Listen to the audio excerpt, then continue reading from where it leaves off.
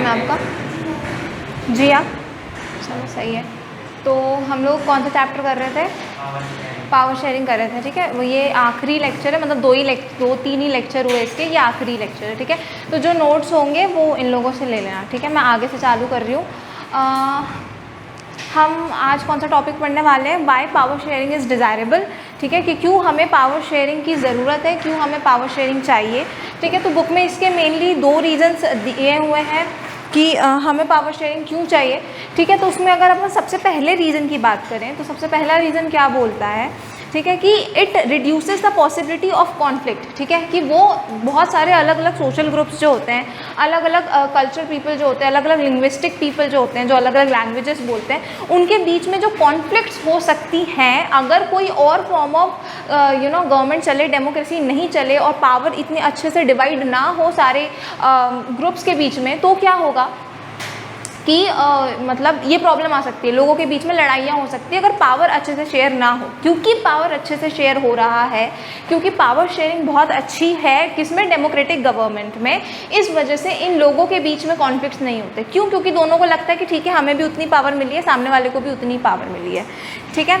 और क्योंकि कॉन्फ्लिक्ट्स नहीं होते अलग अलग कल्चर लोगों के कल्चर पीपल्स के बीच में, अलग अलग रिलीजन को फॉलो करने वाले लोगों के बीच में, क्योंकि ये कॉन्फ्लिक्ट्स से बचाता है क्या? हमें डेमोक्रेसी और पावर शेयरिंग। तो इसी वजह से जो स्टेबिलिटी है, एक पॉलिटिकल स्ट्रक्चर में जो स्टेबिलिटी होती है वो स्टेबिलिटी मेंटेन रहती है, ठीक है। ऑब्वियसली बात है, अगर किसी भी स्ट्रक्चर में बहुत ज़्यादा लड़ाइयाँ हो रही हैं तो जो स्टेबिलिटी होगी डेमोक्रेसी की वो नहीं चलेगी, ठीक है। लेकिन यहाँ पे अच्छे से जो है स्टेबिलिटी मेंटेन होती है पावर शेयरिंग की वजह से, ठीक है। थर्ड क्या कि क्योंकि डेमोक्रेसी है, क्योंकि पावर शेयरिंग है, अच्छे से हर कम्युनिटी को पावर शेयर होती है, तो इसके वजह से जो मेजॉरिटी की जो है ना एक सुप्रीमेसी, वो सुप्रीमेसी नहीं होती, ठीक है। मेजॉरिटी जो अपना रूल बना लेता है पूरे देश पे, क्योंकि because of its number, because of its population की वो मेजॉरिटी है, वो चीज़ नहीं होती। क्यों? क्योंकि पावर शेयरिंग क्या बोलता है कि हम सबको इक्वल पावर्स देंगे, तो इवन जो माइनॉरिटीज़ हैं वो भी खुश रहती हैं,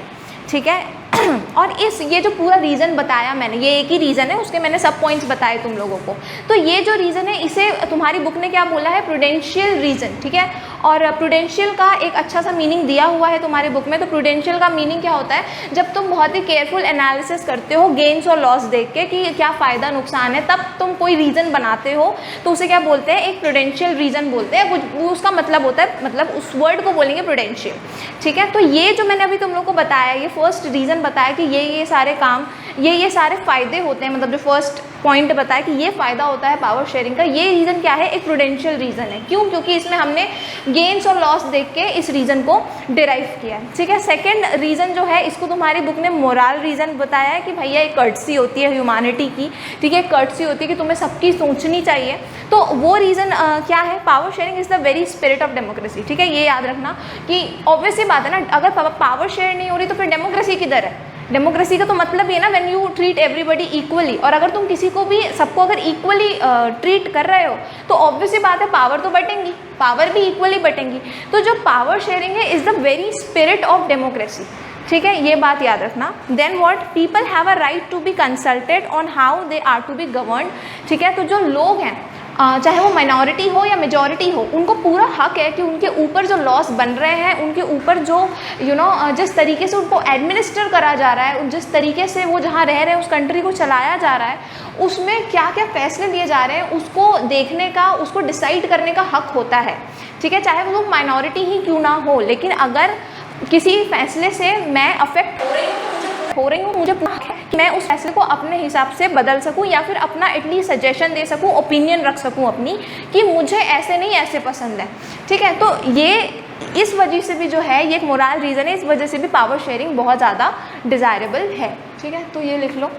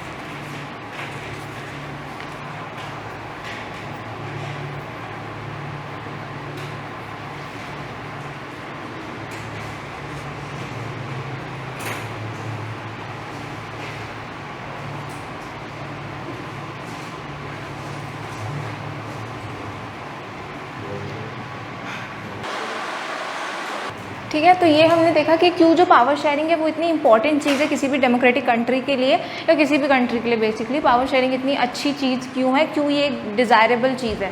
ठीक है, तो हमने ये 2 पॉइंट्स देखे। अब अपन आगे देख रहे हैं फॉर्म्स ऑफ पावर शेयरिंग, मतलब किस किस तरीके से एक डेमोक्रेटिक कंट्री में जो है पावर को शेयर किया जाता है, किस किस तरीके से, क्या क्या सिस्टम्स होते हैं, क्या क्या अरेंजमेंट्स होते हैं। ठीक है, तुम लोगों का लास्ट टॉपिक है। ठीक है, तो सबसे पहले तो basic principle of democracy is that people are the source of all political power. ठीक है, तो डेमोक्रेसी में यही है कि सबसे ज़्यादा पावर किसके पास है, एटलीस्ट बोला तो यही जाता है कि सबसे ज़्यादा पावर किसके पास है, पीपल के पास है। क्यों? क्योंकि पीपल के पास इलेक्शन की पावर होती है। ठीक है, तो जो पीपल है वही सोर्स ऑफ ऑल पावर्स है। ठीक है, तो ये एक डेमोक्रेटिक कंट्री की सबसे बेसिक फंडामेंटल चीज़ है, क्या कि पीपल जो है वही सारे पावर का सोर्स है। सेकेंडली क्या, in democracy people rule themselves through self government. ठीक है, तो ये क्या लिखा हुआ है कि in democracy people rule themselves, मतलब वो अपने आप को खुद रूल करते हैं अपनी खुद की गवर्नमेंट बना के। ठीक है, खुद अपने ही रिप्रेजेंटेटिव खुद ही चुनते हो ना, खुद ही चुनते हो, वही लोग ऊपर जाते हैं गवर्नमेंट बनाते हैं, तो तुम क्या कर रहे हो, अपने आप को खुद गवर्न कर रहे हो, ऐसा यहाँ पे लिखा हुआ है। ठीक है, अभी अगर अपन देखें जो अलग अलग तरह की अरेंजमेंट है, ठीक है, मॉडर्न डेमोक्रेसी की power sharing in modern arrangement है पावर शेयरिंग की, वो अगर हम देखें तो सबसे पहला अरेंजमेंट क्या है, power shared among different organs of government. ठीक है, मतलब अलग अलग ऑर्गन्स जो हैं गवर्नमेंट की, वहाँ पे जब पावर शेयर होती है। ठीक है, तो जैसे कि क्या कितने ऑर्गन्स हैं गवर्नमेंट के? 3। कौन कौन से? हाँ, तो 3 ऑर्गन्स हैं गवर्नमेंट के, लेजिस्लेटिव, एक्सिक्यूटिव और जुडिशरी। ठीक है, क्या कोई ऊपर नीचे है इनमें से? नहीं, तीनों इक्वल हैं। ठीक है, तीनों इंडिपेंडेंट काम करते हैं और तीनों इक्वल है। ठीक है, तो इनके बीच ये इक्वल क्यों है? क्योंकि इनके बीच में इक्वल पावर शेयर हो रही है। ठीक है, इक्वल पावर शेयर हो रही है और क्योंकि इनमें इक्वल पावर शेयर हो रही है, कोई यहाँ पे ऊपर नीचे नहीं है, ये दोनों इक्वल लाइन पे हैं। ठीक है, ये दोनों इक्वल लाइन पे, ऐसा नहीं कि कोई किसी को ऑर्डर देगा, ऐसा कुछ नहीं, सब लोग इंडिपेंडेंट काम कर रहे हैं यहाँ पे। तो इसलिए यहाँ पे जो पावर शेयरिंग हो रही है उसे क्या बोलेंगे अपन, horizontal distribution of power. Horizontal distribution of power क्यों बोला गया है? क्योंकि यहाँ पे कोई ऊपर नहीं है, यहाँ पे सब एक लेवल पे हैं, इसलिए यहाँ पे क्या बोला गया है इसको, हॉरिजॉन्टल डिस्ट्रीब्यूशन ऑफ पावर। ठीक है, और इसका फ़ायदा क्या है, ये जो हॉरिजॉन्टल डिस्ट्रीब्यूशन दिया हुआ है पावर की, उसका फ़ायदा क्या है कि कोई भी एक ऑर्गन जो है गवर्नमेंट का, चाहे वो लेजिस्लेटिव हो गया, एक्सिक्यूटिव हो गई, जुडिशरी हो गई, वो अल्टीमेट पावर मतलब कि टोटल पावर एक्सपीरियंस नहीं कर पाएगी, हमेशा एक दूसरे ऑर्गन चेक करते रहेंगे। ठीक है, तो called the system of check and balance. क्यों? क्योंकि अगर लेजिस्लेटिव कुछ गलत करता है तो एक्सिक्यूटिव है उस पर उसको पॉइंट आउट करने के लिए, उसको अपोज करने के लिए। ठीक है, और अगर दोनों ही कुछ गलत करते हैं, एग्जीक्यूटिव और लेजिस्लेटिव, तो जुडिशरी फिर है। ठीक है, उन दोनों को पॉइंट आउट करने के लिए। तो इसलिए इसको क्या बोला गया है, मतलब ये जो यहाँ पे जो पावर शेयरिंग हो रही है, इसको क्या बोला गया है, system of check and balance. क्यों? क्योंकि ये तीनों ही ऑर्गन्स एक दूसरे को चेक कर रहे हैं, कोई भी एक दूसरे के ऊपर नहीं बैठा, सब लोग एक लेवल पे हैं, है ना। तो ये था पहला पॉइंट था कि पावर को हम कैसे बेसिकली डिवाइड कर रहे हैं एक फेडरल कंट्री में या फिर एक डेमोक्रेटिक कंट्री में। ठीक है, तो इतना लिखो।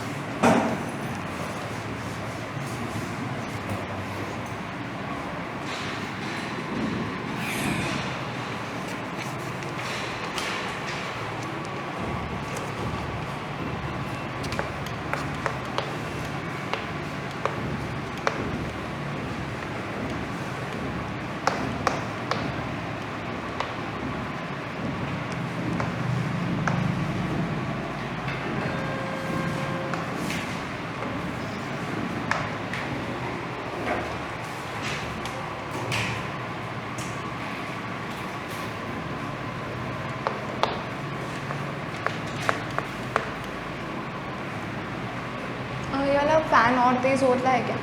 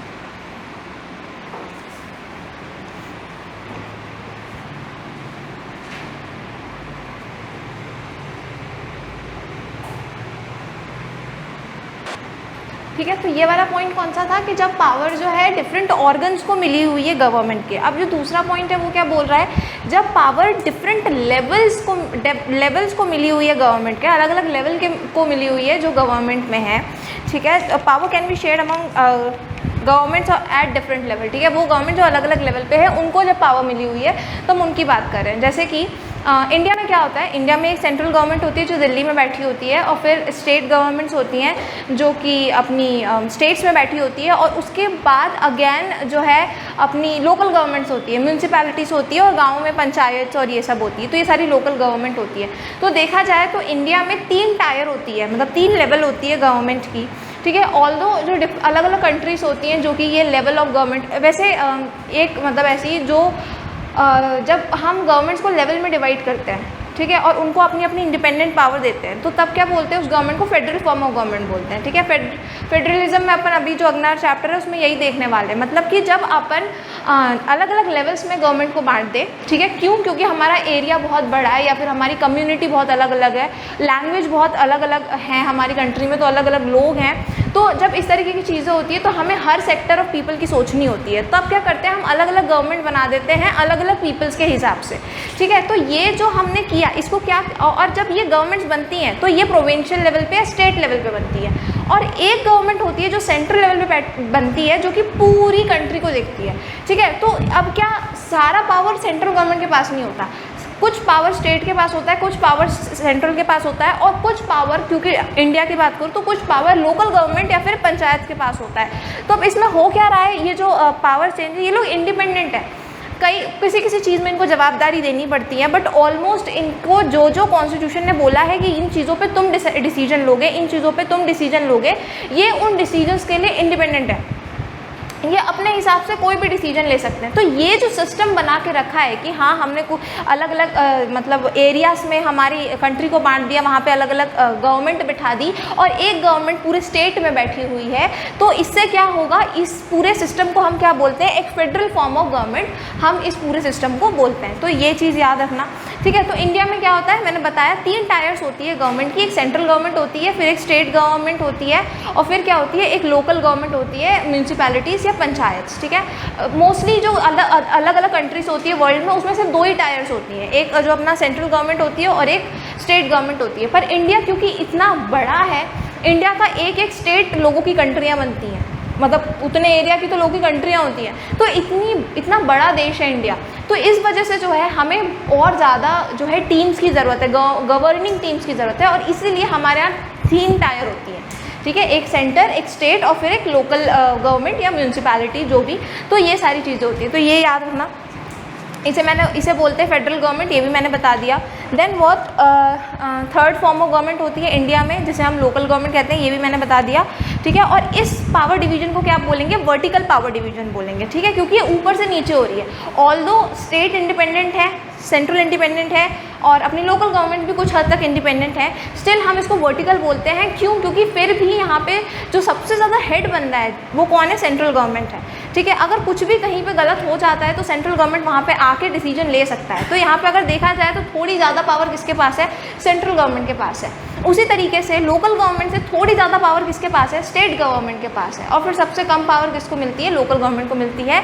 नॉट ओनली इन पावर, अगर हम टैक्सेस की बात भी करें तो जो टैक्सेस होते हैं जो स्टेट गवर्नमेंट को जाते हैं, जो टैक्सेस का पोर्शन स्टेट गवर्नमेंट को जाता है वो इनसफिशिएंट होता है, वो इतना नहीं होता है, क्योंकि सारे जो मेन इनकम सोर्सेज हैं वो किसके पास है, सेंट्रल गवर्नमेंट के पास है। तो अगेन फाइनेंशियली भी अगर अपन देखें ना तो सेंट्रल गवर्नमेंट ज़्यादा इंपॉर्टेंट है, ठीक है। तो इस तरीके से इसे हमने क्या बोला, एक वर्टिकल पावर डिवीजन बोला, ऊपर से नीचे, ठीक है। क्यों? सबसे ज़्यादा पावर सेंट्रल के पास, देन स्टेट के पास, और उसके बाद सबसे ज़्यादा पावर, मतलब उसके बाद किसके पास पावर है, लोकल गवर्नमेंट या पंचायत के पास पावर है, ठीक है।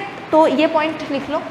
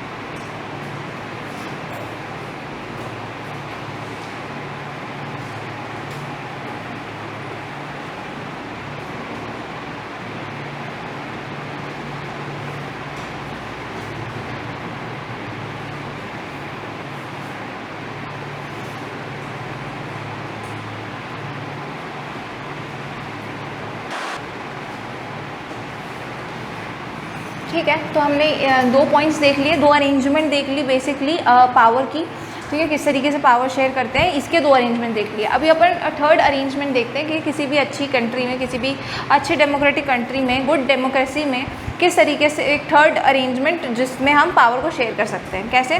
पावर में ऑल्सो भी shared among different social groups, ठीक है, सोशल ग्रुप समझ रहे हो ना, वो लोग जो अलग अलग लैंग्वेजेस बोलते हैं, अलग अलग रिलीजन फॉलो करते हैं, मुस्लिम, हिंदू या फिर सिख, क्रिश्चियन जो भी है, तो ये सारी अलग अलग सोशल ग्रुप्स, कोई किसी भी तरीके के सोशल ग्रुप्स होते हैं, इवन ठीक है उस पर आगे आएंगे। तो ये जो अलग अलग तरह के सोशल ग्रुप्स होते हैं, इनमें जब हम पावर डिवाइड करते हैं, इनकी जब कम्युनिटी गवर्नमेंट, अपन याद है बेल्जियम जो था, ठीक है, हमने बेल्जियम की केस स्टडी देखी थी। तो बेल्जियम में क्या हुआ था कि बेल्जियम में जब उन्होंने अकोमोडेशन इन बेल्जियम वाला जो टॉपिक था, उसमें बेल्जियम में उन्होंने अच्छी गवर्नमेंट बना ली थी, कॉन्स्टिट्यूशन तो फाइनली बना लिया था। तो इन्होंने क्या किया था, एक स्टेट गवर्नमेंट और एक सेंट्रल गवर्नमेंट तो थी, साथ में उन्होंने कम्युनिटी गवर्नमेंट बनाई थी कि जो जैसे अगर कोई डच बोलता है तो डच वालों के लिए एक गवर्नमेंट, जो फ्रेंच बोलते हैं फ्रेंच वालों के लिए एक गवर्नमेंट, जो जर्मन बोलते हैं जर्मन वालों के लिए कम्युनिटी गवर्नमेंट। तो इससे क्या होगा, और सारे ही उन गवर्नमेंट को कुछ राइट्स होंगे जो अपनी लिंग्विस्टिक लोगों के लिए ले सकते हैं वो। तो इसी की बात हो रही है यहाँ पे कि पावर हम इस तरीके से भी शेयर कर सकते हैं, रीजनल रिलीजन या फिर जो अलग सोशल ग्रुप्स है उनमें हम पावर शेयर कर सकते हैं, ठीक है। तो अच्छा, और ये क्यों करते हैं, लाइक इसके फ़ायदे क्या है? तो to safeguard minority interest, ठीक है, क्योंकि कुछ माइनॉरिटीज़ रह जाती है। अगर हम पूरे देश को साथ में लेके चलेंगे तो मोस्टली हम हिंदूज़ को ही फोकस करते रह जाएंगे, मोस्टली हम मेजॉरिटी को फोकस करते रह जाएंगे।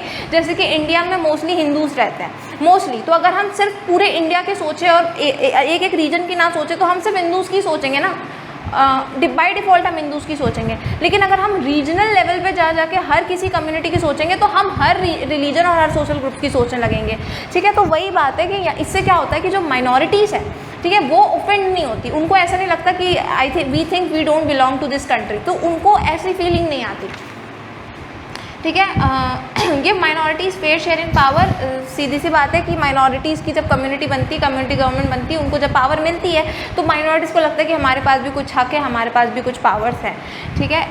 एग्जाम्पल है सिस्टम ऑफ रिजर्व कॉन्स्टिट्यूएंसीज। हाँ, तो अगर हम इंडिया की बात करें, ठीक है, तो ये रिजर्वेशन जो मिलती है एक कम्युनिटी को ही मिल रही है ना, सोशल ग्रुप को ही मिल रही है ना, ऐसे SC ST और OBC को भी कुछ अमाउंट ऑफ जो रिजर्वेशन मिलती है, तो क्या है, वो उनकी एक राइट है, उनको एक पावर दी जा रही है, पावर को शेयर किया जा रहा है, ठीक है, एक अलग पावर है ना उनकी, उस कम्युनिटी की, उस सोशल ग्रुप की। तो ये जो है ये भी क्या है, एक पावर शेयरिंग का एग्जाम्पल है। और जो अलग अलग कॉन्स्टिट्यूएंसीज दी जाती है, जैसे not reservation just in colleges और इन IAS IPS fields, I am telling, जैसे कि जब पार्लियामेंट है अपना, है ना, पार्लियामेंट है, राज्यसभा, लोकसभा, ये सब जो होता है इंडिया में, वहाँ पे भी रिजर्वेशंस होती हैं, ठीक है। तो वो मेन जगह है, वहाँ पे अगर रिजर्वेशन हो रही है तो अगेन वो जो कम्युनिटी है, वहाँ के लीडर्स जा रहे हैं, तो अगेन उन लोगों को क्या मिल रही है, एक डिफरेंट पावर मिल रही है। And not just minorities, even majorities को भी पावर मिल रही है, क्योंकि मेजॉरिटीज़ के लोग भी वहाँ पे जाके मेंबर्स बन रहे हैं पार्लियामेंट, मतलब कि जो राज्यसभा, लोकसभा, इन सब सारी जगहों की। तो ये पावर शेयरिंग जो ये है रिजर्वेशंस में, कि सीट्स रिजर्वेशन जो सीट्स जो रिजर्व हो रही है और उसमें जो ये पावर शेयरिंग हो रही है, ठीक है, तो ये एक बहुत अच्छा एग्जाम्पल है किसका, इस पॉइंट का, जिसमें लिखा हुआ है कि सोशल ग्रुप्स के बीच में कैसे पावर शेयर होती है। तो ये लिख लो।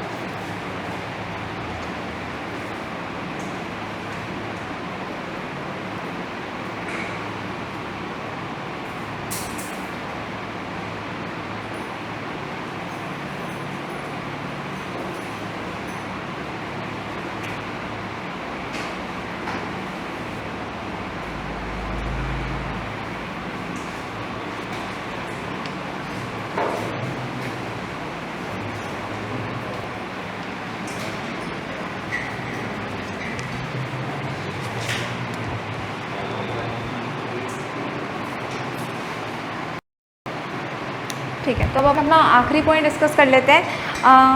क्या पावर शेयरिंग अरेंजमेंट्स इन पॉलिटिकल पार्टीज।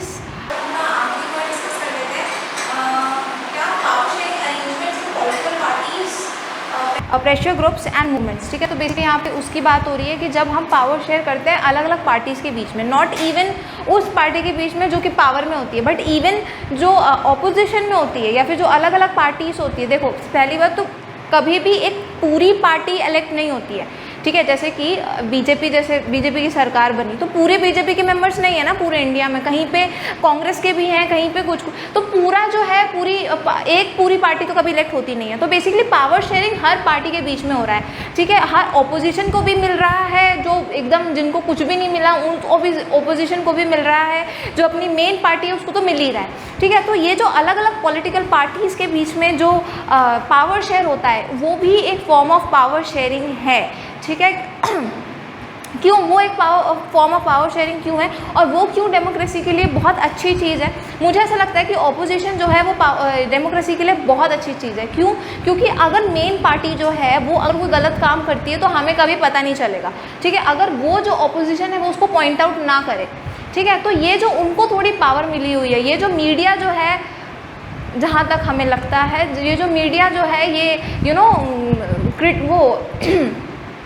जो मेन गवर्नमेंट है उसके हिसाब से नहीं चलती, सारी चीज़ों को दिखाती है। जो मेन गवर्नमेंट है उसकी बातें भी दिखाती है और जो ऑपोजिशन है उसकी चीज़ें भी दिखाती है। तो ये जो है ये काफ़ी अच्छी चीज़ है डेमोक्रेटिक गवर्नमेंट के लिए, ठीक है। इन contemporary democracy this the form of competition among different parties, ठीक है। तो ये एक क्या है, ये जो अलग अलग पावर मिली हुई है अलग अलग पार्टीज़ को, ये कहीं ना कहीं कॉम्पिटिशन बनाए रखता है सारी पार्टीज़ के बीच में, और इसी कॉम्पिटिशन के कारण जो जनता है उसके सामने हमेशा सच रहता है, ठीक है। उसको हमें अगर कहीं कुछ गलत भी हो रहा है तो कोई ना कोई हमेशा ताक में ही रहता है कि सामने वाली पार्टी के बारे में हमें कुछ गलत मिल जाए और हम उसको बोल सकें, ठीक है। तो इस तरीके से क्या होता है कि जो जनता है उसको रियल इन्फॉर्मेशन मिलती रहती है, ठीक है। दस power does not remain in one hand, इसीलिए जैसे कि जो मेन गवर्नमेंट है उसके हाथ में ज़्यादा पावर होने के बावजूद जो है वो पूरी पावर एक्सपीरियंस नहीं करता, उसको ट्रांसपेरेंसी बनाए रखनी, ट्रांसपेरेंसी समझ रहे हो ना, मतलब कि अगर वो कोई भी काम करता है तो उसको जवाबदारी रखनी पड़ेगी कि मैंने ऐसा क्यों किया, मैंने अगर कहीं पे इतने फंड दिए तो मैंने इतना फंड क्यों दिए। तो ये जो है ये ट्रांसपेरेंसी बरकरार रखनी पड़ती है मेन गवर्नमेंट को भी, और वो टोटल पावर एक्सपीरियंस नहीं कर पाता, जो कि एक अच्छी चीज़ है एक डेमोक्रेटिक कंट्री के लिए, ठीक है। Power is shared among different parties which represent different ideologies, ये भी एक अलग चीज़ है कि जो अलग अलग पार्टीज़ होती है वो अलग अलग आइडियोलॉजीज़ को वो करती है। जैसे कि कोई पार्टी होगी जो एक तरीके को वो कर रही होगी, फेवर कर रही होगी गवर्नमेंट को चलाने का, उसको लगता होगा कि इस तरीके से गवर्नमेंट चलाना चाहिए और वो जनता को यही बताती है गवर्नमेंट हम ऐसे चलाएंगे, और दूसरी जो पार्टी है वो बोल रही है कि हम इस तरीके से नहीं चलाएंगे, हम एक अलग तरीके से गवर्नमेंट को चलाएंगे और इस तरीके से हमारा देश डेवलप होगा, और वो जनता को इस तरीके से बोल रही है। तो अब जो लोग इस पार्टी को मानते हैं कि नहीं नहीं देश ऐसे चलना चाहिए, और इस पार्टी को मानते हैं कि नहीं वो सही नहीं है, देश इस तरीके से चलना चाहिए, तो ये अलग अलग आइडियोलॉजीज़ हैं लोगों की। तो क्योंकि अलग अलग पार्टीज़ को पावर मिलती है, पावर शेयरिंग होती है, तो ये जो अलग अलग ग्रुप्स हैं जिनकी अलग अलग आइडियोलॉजीज़ हैं, अलग अलग सोच है, उनको भी कहीं ना कहीं पावर मिलती है, उनको भी कहीं ना कहीं एक पॉइंट मिलता है अपना ओपिनियन रखने का, ठीक है। Sometimes party form alliance direct power sharing, ठीक है। मतलब कि जब जो कुछ पार्टीज़ जो होती हैं जिनका अकेले कोई अस्तित्व नहीं रहता, वो क्या करती है एक दूसरे के साथ मिल जाती हैं और फिर एक ग्रेटर पावर बनती है। तो उसमें क्या हो रहा है, एक डायरेक्ट पावर शेयर हो रही है। ऐसे तो अलग अलग पार्टीज़ हैं उनमें कॉम्पिटिशन वाली पावर शेयर हो रही है, मतलब पावर शेयर हो रही है लेकिन उसका रिजल्ट क्या हो रहा है, उनके बीच में कॉम्पिटिशन क्रिएट हो रहा है। लेकिन जब पार्टीज़ अलायंस फॉर्म करती हैं, एक दूसरे से मिल जाती हैं ग्रेटर पावर बनने के लिए, तो वहाँ पर एक डायरेक्ट पावर शेयरिंग हो रही है। डायरेक्ट पावर शेयरिंग क्यों? क्योंकि अब ये लोग मिल के पावर शेयर करेंगे ना। अब इस पार्टी ने अगर कभी भी कोई भी डिसीजन लिया तो यहाँ पे जितने भी पार्टीज ने अलायंस बनाया है वो सब लोग मिल के चीज़ें करेंगे, ठीक है। तो ये एक direct form of power sharing है। साथ में there are many social groups, interest group, ठीक है। Example traders, businessman, finance, farmers etcetera, ठीक है। तो मतलब यहाँ पे क्या हो रहा है कि बहुत अलग अलग सोशल ग्रुप्स भी होते हैं। सोशल ग्रुप जैसे कि मैंने बताया जिनका अलग अलग मोटिव है गवर्नमेंट से, जो कोई बिजनेस कर रहा है उसको ट्रेडिंग का मोटिव है कि भाई हमारी बिजनेस पॉलिसीज अच्छी करो। कोई फार्मर्स है तो उनको है कि हमारा लोन माफ़ करा करो या हमारा इंटरेस्ट कम करा करो। तो ये जो अलग अलग सोशल ग्रुप्स हैं उनके बीच में भी पावर शेयर होती हैं, उनके लिए भी अलग अलग जो है टीम्स बैठी हुई हैं उनको देखने के लिए भी। तो यहाँ पे भी जो है पावर शेयर हो रही है, ठीक है। तो ये लिख लो।